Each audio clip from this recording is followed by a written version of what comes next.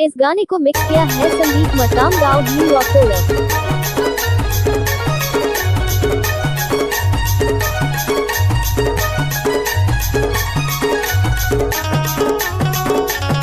नाम क्या है? डीजे संदीप।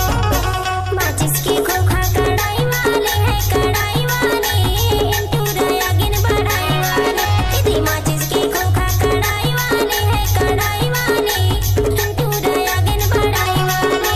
इंटू दयागिन बढ़ाई वाले, इंटू दयागिन बढ़ाई वाले, इंटू दयागिन बढ़ाई वाले, इंटू दयागिन बढ़ाई वाले। दीदी माचिस की खोखा कढ़ाई वाले हैं, कढ़ाई वाले इंटू दयागिन बढ़ाई वाले। दीदी माचिस की खोखा कढ़ाई वाले हैं, कढ़ाई वाले इंटू दयागिन बढ़ाई वाले।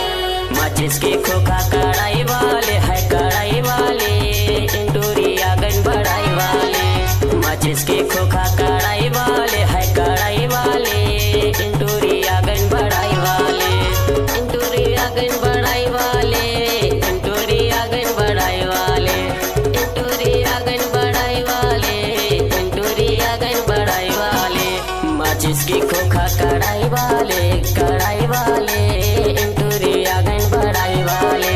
माचिस की खोखा कढ़ाई वाले, कढ़ाई वाले इंटूरिया गन बढ़ाई वाले।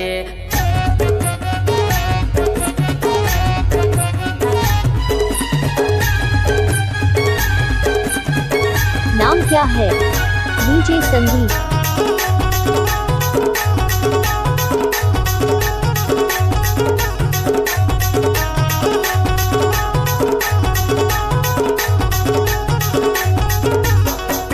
नवा कोने ताजुन हातारी है, जुन हातारी आवाज समझने दानदारी। नवा कोने ताजुन हातारी है रे, जुन हातारी आवाज समझने नाम क्या है? डीजे संदीप। समझने दानदारी है रे, आवाज समझने दानदारी। नवा कोने ताजुन हातारी है रे, जुन हातारी आवाज समझने दानदारी। नवा कोने ताजुन हातारी है रे, जुन हातारी इस गाने को मिक्स किया है संदीप मकाम गाँव न्यू यॉर्क।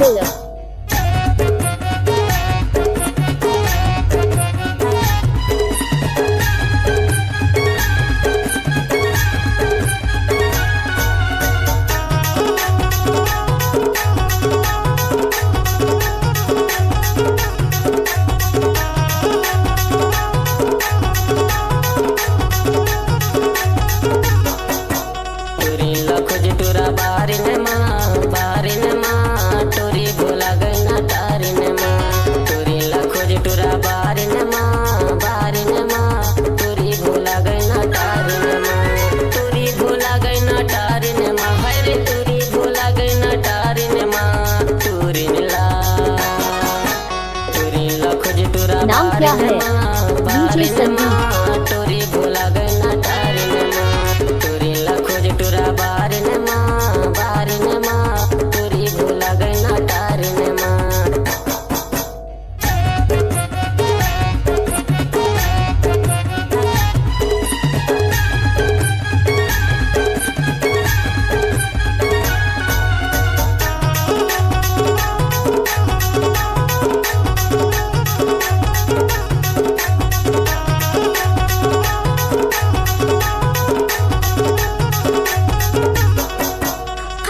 नाम क्या है? डीजे संदीप।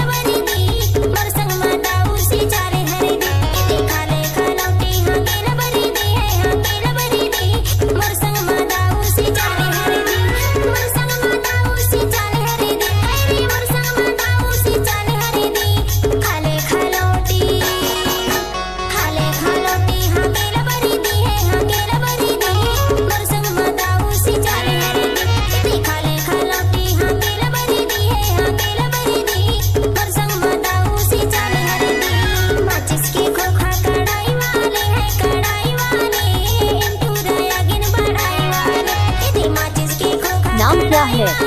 डीजे संदीप।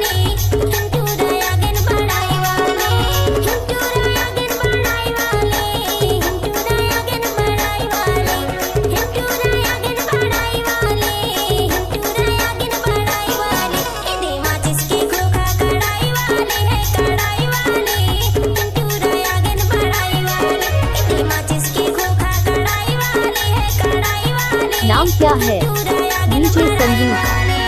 इंटूरी आगन बढ़ाई वाले, इंटूरी आगन बढ़ाई वाले।